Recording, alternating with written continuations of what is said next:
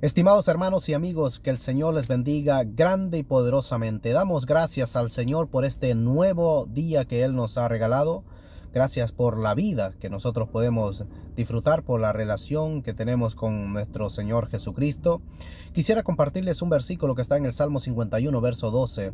Es un texto bastante conocido donde el salmista David había perdido el gozo de la salvación y él le dice estas palabras: vuélveme el gozo de tu salvación y espíritu noble me sustente. Él había perdido el gozo de la salvación. ¿Por qué? Por un pecado tremendo, por un pecado terrible de adulterio que él había cometido con una mujer llamada Betsabé. Mientras su marido se jugaba la vida, mientras su marido peleaba por su nación, peleaba por su reino, él se fue a acostar con su mujer y la dejó embarazada.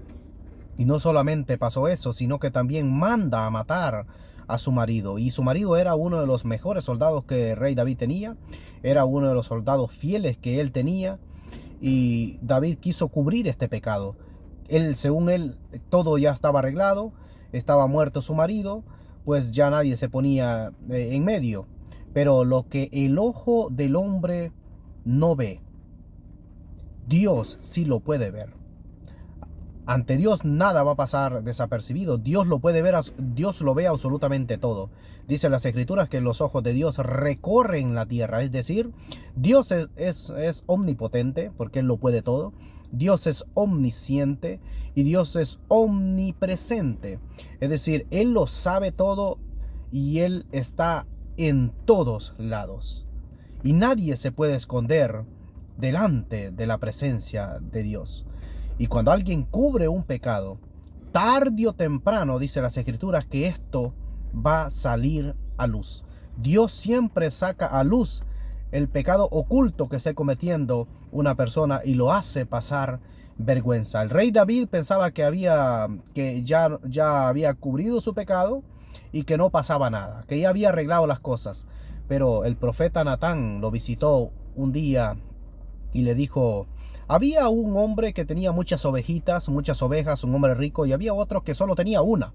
Y este que tenía muchas ovejas le quitó la única ovejita que este otro tenía. Y dice que el rey David se enojó en gran manera y dijo: ¿quién fue que hizo tremenda barbaridad? Y se levanta y le dijo el profeta Natán, lo señala con el dedo, le dijo: ese eres tú. Tú le has quitado la única ovejita, tú le has quitado la mujer a tu soldado llamado Urías. Y tú no solamente hiciste esto, sino que también lo mandaste a matar. Por lo tanto, esto, dice el Señor, trae consecuencias. Y siempre las consecuencias son terribles. Las consecuencias fueron tremendas. Y es cuando el rey David pide perdón, se humilla ante Dios. Y dice: vuélveme el gozo de tu salvación y espíritu noble me sustente. Porque él había perdido el gozo de la salvación. Él había perdido esa conexión con el Señor. Y él pide perdón, él se humilla. Porque siempre cuando hay un genuino arrepentimiento, cuando hay un deseo de cambiar, un deseo de querer hacer las cosas bien, el Señor siempre perdona y olvida. Porque la palabra arrepentimiento significa cambiar de dirección. Y si una persona pide perdón y no cambia, es porque no ha tenido un genuino arrepentimiento. Ahora bien, cuando tiene un genuino arrepentimiento, la persona va a cambiar. Cuando tiene un genuino arrepentimiento, va a entregar todo en las manos del Señor. Y el Señor le ayuda, el Señor lo cambia, lo transforma y lo hace una nueva criatura. Porque el Señor no solamente perdona, sino que también el Señor restaura las vidas, restaura a aquellas personas que se han alejado, y si regresan a los caminos del Señor pidiendo perdón en un genuino arrepentimiento, Dios los vuelve a perdonar.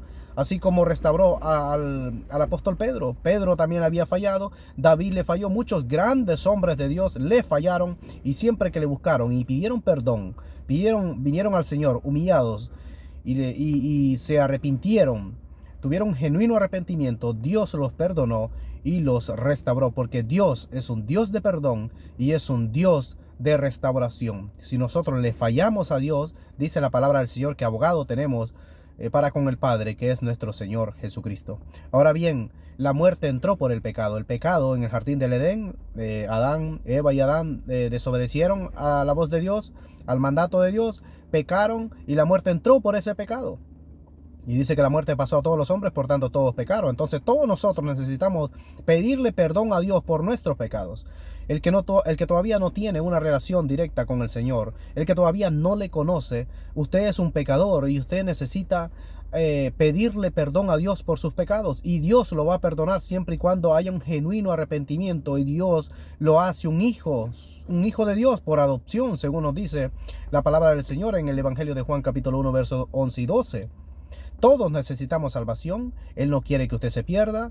Todos hemos pecado y necesitamos a alguien que nos restaure la vida. Necesitamos al Creador de nuevo, porque nosotros somos criaturas de Él. Volvernos a conectar con el Creador, con la fuente. Y esa fuente es el Señor Jesucristo. Él es el único camino para llegar al Padre. Él es la única verdad. Él es la vida en sí mismo. Y si nosotros estamos fuera del Señor Jesucristo, no tenemos vida. Espiritualmente estamos muertos. Pero estando en Él, tenemos vida y vida eterna. Que el Señor les bendiga a todos mis estimados hermanos y amigos. Y que la paz del Señor more siempre en vuestros corazones. Bendiciones para todos.